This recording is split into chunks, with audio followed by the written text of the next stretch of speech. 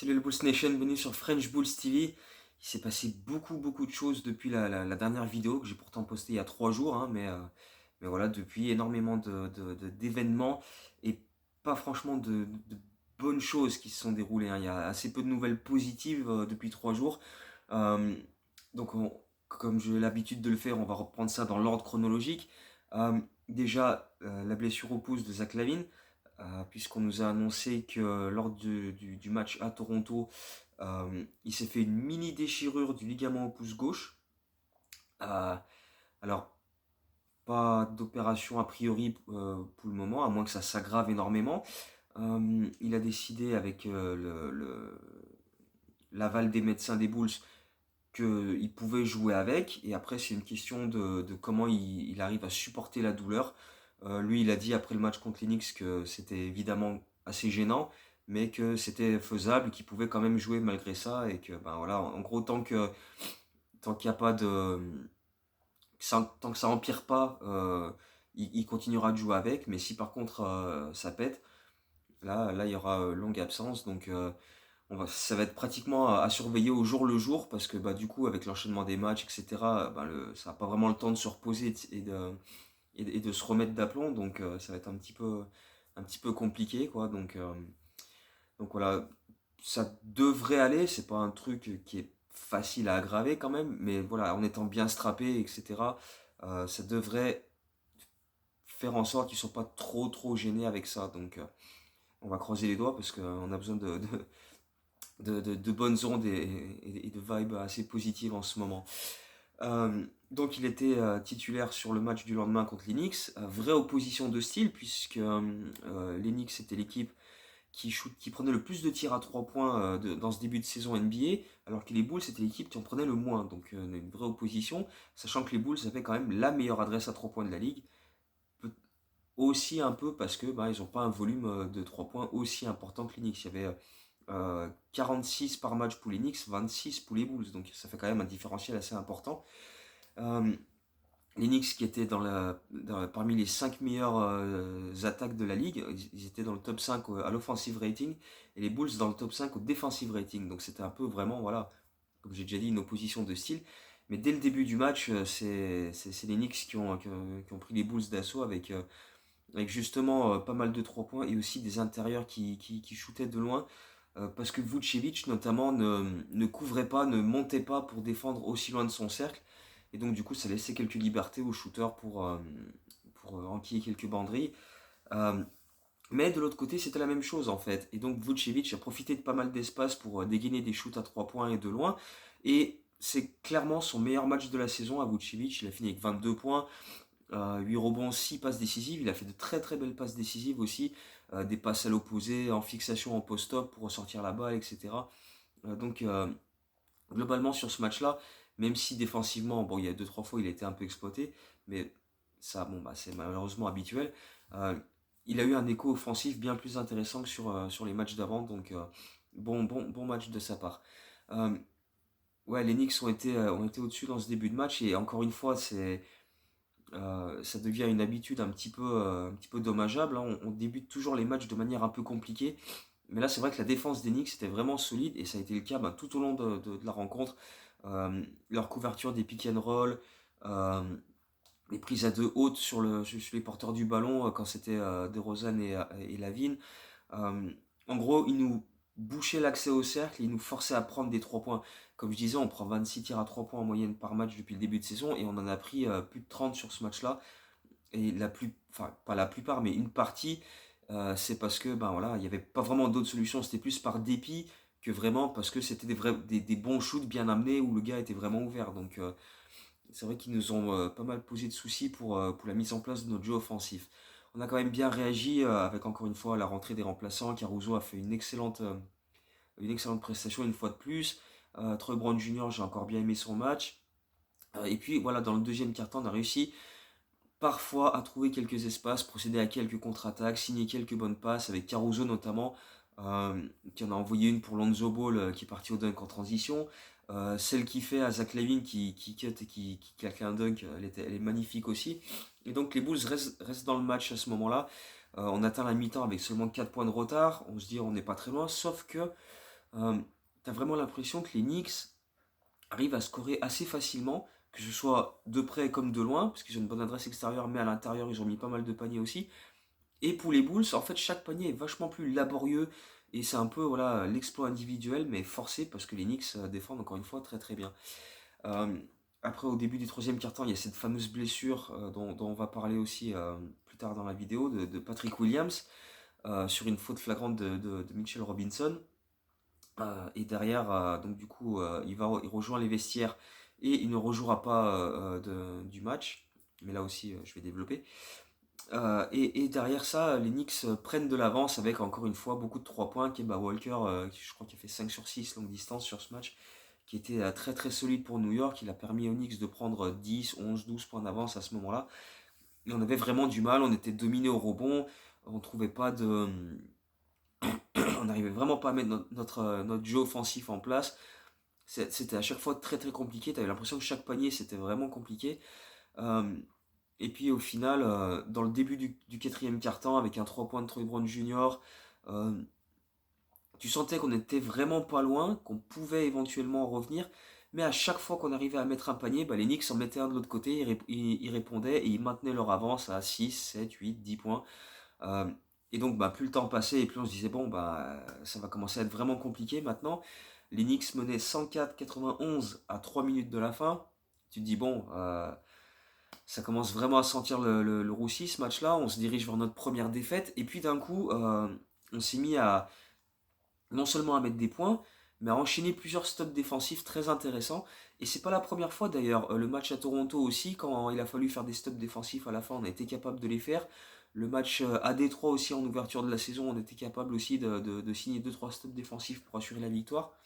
Et là, euh, Zach LaVine met de lancer franc, DeMar DeRozan réalise un gros head one en attaquant le cercle. Caruso permet à l'équipe de récupérer deux, euh, deux ballons sur deux stops défensifs. Tony Bradley prend des bons rebonds. Vucevic met un panier à 3 points. Et d'un coup, il n'y a plus que 3 points d'écart. Et tu te dis, putain, ça y est, on est dans le match, on a une chance. Euh, on récupère encore une possession. Zach LaVine part au dunk parce que les Knicks défendaient très bien et voulaient forcer les Bulls à prendre un 3 points pour tenter d'égaliser. Et du coup, ça a laissé des espaces et LaVine en a profité pour les scorer près du cercle. Derrière, on a failli intercepter cette remise en jeu. Demar DeRozan était à ça de récupérer la balle. Euh, Malheureusement, il met le pied sur la ligne de touche, il n'arrive pas à sauver le ballon. Derrière, on est obligé de faire faute pour casser le chrono. Julius Randle est envoyé au lancer franc. À ce moment-là, il y a 104, 103 pour les Knicks. Et il loupe les deux. Et là, tu te dis, c'est notre chance. Ça y est, on est revenu dans ce match-là. On a galéré tout le long du match. On a fait quelques stops sur la fin. On a notre opportunité. Il ne faut pas se louper. Malheureusement, euh, malheureusement, on n'a pas réussi à mettre ce dernier panier. Démarre DeRozan qui feinte la passe à Zach LaVine, qui se retourne, qui fait une feinte de shoot alors qu'il n'y a personne sur lui à ce moment-là. Mais justement, ça laisse du temps à RJ Barrett pour revenir et faire le close-out sur lui. Et derrière, il fait un airball à 6 mètres. Et du coup, le match se termine sur ce shoot trop court de DeRozan. Difficile de vraiment lui en vouloir parce que il a été très clutch lors du match précédent à Toronto. Zach LaVine, tu peux te dire, avec son souci au pouce, euh, peut-être que voilà, il était un peu gêné. D'ailleurs, sur ce match-là, je crois qu'il fait 7 sur 17 au shoot, ce qui n'est pas monstrueux, même si c'est pas non plus catastrophique. Euh, et en plus, il était plutôt bien défendu aussi. Euh, donc en gros, voilà, Donovan a expliqué derrière que voilà, euh, LaVine a la balle, il la donne à DeRozan, et ensuite, voilà, celui qui pense avoir le meilleur shoot, si DeRozan pense avoir le meilleur shoot, il le prend. S'il pense que Lavigne est mieux démarqué et capable de prendre le shoot, il lui file la balle. Mais voilà, DeRozan a estimé que c'était lui qui avait la meilleure position. C'est discutable, mais enfin après, voilà, c'est après sur la vitesse réelle dans le jeu, comme ça, c'est toujours un petit peu compliqué. On n'a pas les mêmes angles que lui quand il voit l'action se dérouler. Donc voilà. Donc finalement, une défaite 104-103. La première défaite de la saison. Elle arrive contre les Knicks, ce qui est toujours un petit peu dommage. Malgré tout, c'est vrai que ça aurait été un sacré hold-up si on avait gagné parce que on a été dominé tout le long du match. Les Knicks sont très très bien défendus tout le long. On a eu vraiment beaucoup de difficultés à mettre notre jeu offensif en place tout le long du match. Lonzo Ball a été pratiquement effacé, on l'a très peu vu en attaque. En défense, il y a eu quelques stops. Des fois, il était même en défense sur Julius Randle et il arrivait à le gêner quand même plus ou moins. Euh, mais on n'a jamais réussi à vraiment développer un jeu offensif où la balle circulait à droite à gauche pour trouver des tirs ouverts. Ça, vraiment, ça a été très très compliqué. Et ça vient non seulement de notre manque de repères encore, mais aussi bah, voilà, de la défense des Knicks qui a été très très solide. Euh, donc voilà. Et le problème bah, maintenant, c'est qu'il faut parler de Patrick Williams. Alors Patrick Williams, donc il s'est blessé au début du troisième quart-temps sur une montée au cercle où Mitchell Robinson vient contester sa tentative de dunk et le déséquilibre. Et d'ailleurs, cette faute sera sanctionnée d'une faute flagrante. Et en gros, ouais, il est très loin du ballon en venant contester ce shoot, Robinson. Donc, euh, c'était peut-être pas forcément nécessaire, mais du coup, ça déséquilibre Patrick Williams qui chute et qui tombe de tout son poids sur son poignet gauche. Quand vous voyez l'action, c'est vraiment, il arrive pas à poser les deux pieds au sol pour se reposer. Il est déséquilibré et il tombe de tout son poids sur le poignet gauche. Et c'est même carrément miraculeux qu'ils soient revenus pour mettre ces deux lancers francs. Euh, Derrière, il est sorti et on attendait les news hier avec impatience. On voyait rien arriver. Donovan déclare en conférence de presse après l'entraînement qu'il a une blessure assez significative. Donc tu te dis, ouh, ça sent pas bon, ça va sûrement se compter en semaines. Et quelques minutes plus tard, il y a un tweet de Vosges qui dit, voilà, les ligaments sont touchés, opération nécessaire au poignet gauche, 4 à 6 mois d'absence. Et là tu te dis, mais c'est pas possible, quoi. Cette tuile qui nous suit et nous poursuit constamment, c'est quand même assez impressionnant. Et Patrick Williams, c'est déjà sa troisième blessure de la saison. Il y avait eu la cheville avant le début du training camp. Il y a eu l'épaule lors du premier match à Détroit, mais ils nous ont dit que ça va, il était capable de jouer avec. Et là le poignet, donc c'est vraiment. C'est frustrant au possible, quoi. On attendait tellement de Patrick Williams dans cette saison, de sa progression, etc. Son début de saison n'était pas fameux. Et là, bah là du coup, 4 à 6 mois d'absence. La saison régulière finit mi-avril, donc ça fait dans 5 mois et demi. C'est difficile de dire fin de saison, mais est-ce que, ouais, enfin voilà, c'est difficile de se projeter à où on en sera au mois d'avril, mais bon, ça paraît quand même compliqué pour que Patrick Williams revienne euh, d'ici la fin de saison. On verra bien, peut-être qu'il va revenir pour les dernières semaines, et si on va en playoff, voilà, pour aider l'équipe dans le run des playoffs, mais voilà, à l'heure actuelle, on n'en est pas encore là. Il va se faire opérer et puis après, on verra bien comment ça va se dérouler avec sa rééducation. Mais du coup, on n'aura pas joué de toute la saison avec l'effectif au complet parce que Kobe White est toujours pas revenu. Patrick Williams s'est compromis, donc voilà, c'est franchement pénible, c'est franchement casse-couille, mais voilà, c'est c'est comme ça, on peut pas vraiment faire autrement. Maintenant, Euh, et je l'avais dit dans le live tweet du match des Knicks, avant même de savoir si la blessure de Poe était sérieuse, mais j'avais dit il faut qu'on voie plus de Javonte Green, il faut qu'on voie plus d'Alize Johnson et Tony Bradley, qui hier est rentré en jeu après la blessure de Patrick Williams. Il a joué 6 minutes, il a pris 3 rebonds offensifs. Le reste de l'équipe en cumulé, ils en ont pris 2. On est en souci en rebond, on est dernier de la ligue au rebond, on s'est fait péter de 20 rebonds d'écart contre Toronto. Là, on s'est encore fait battre au rebond 57-44, donc 13 rebonds, ça fait quand même pas mal. On a pris que 5 rebonds offensifs et 3 d'entre eux, c'est Tony Bradley en 6 minutes de temps de jeu. Euh, c'est dommage que ça vienne par la blessure de Patrick Williams, parce que j'aurais aimé voir euh, même avec Patrick Williams capable de jouer, j'aurais aimé voir plus de minutes pour Bradley et Alize Johnson qui a joué que 3 minutes sur ce match-là contre les Knicks. Donc bah voilà, maintenant ils vont avoir sûrement plus de temps de jeu et de responsabilité. J'espère aussi voir Derrick Jones Jr. Parce qu'il a toujours pas joué de la saison, le pauvre. Euh, enfin, à part 2 minutes de garbage time contre les Pelicans. Donc voilà, ce serait bien de le voir avec un peu plus de minutes significatives.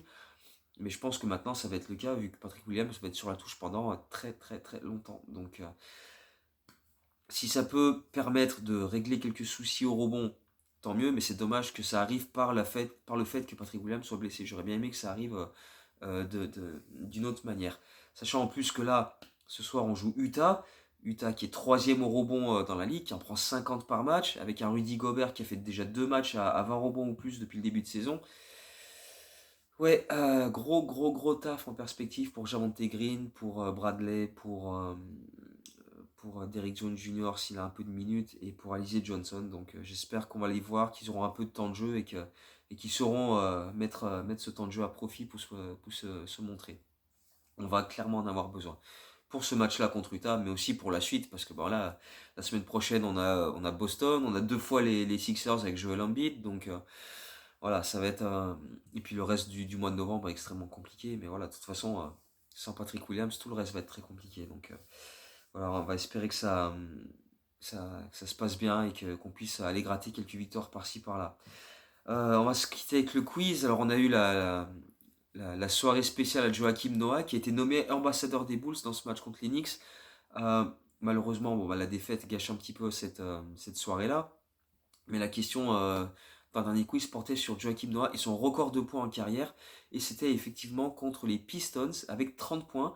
Et il avait d'ailleurs pris 23 rebonds dans ce match-là, ce qui est aussi son record au rebond.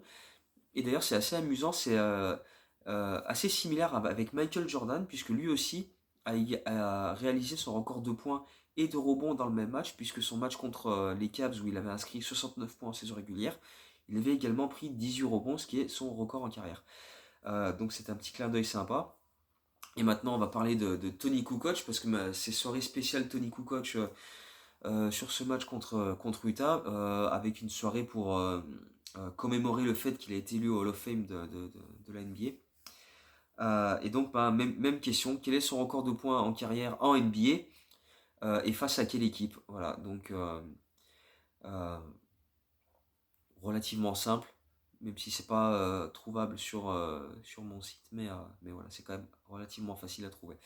Donc voilà, d'ici la prochaine vidéo, je pense après le match de Boston, euh, en espérant qu'il n'y ait pas d'autres blessés d'ici là, voilà, on va espérer qu'on ait une voire 2 victoires à décortiquer et principalement des bonnes nouvelles à reporter parce que là c'est vrai que depuis la dernière vidéo c'était quand même pas joyeux, il y a eu la blessure au pouce de la vigne, il y a eu Patrick Williams, il y a eu la défaite contre les Knicks, donc voilà, espérons que la prochaine vidéo soit un peu plus positive là, même moi tu vois j'ai la crève, euh, je renifle parce que j'ai le nez qui coule, là je suis pas bien depuis 2 jours, donc tu vois là en ce moment c'est tout qui s'enchaîne, donc espérons que ça aille mieux d'ici la prochaine vidéo.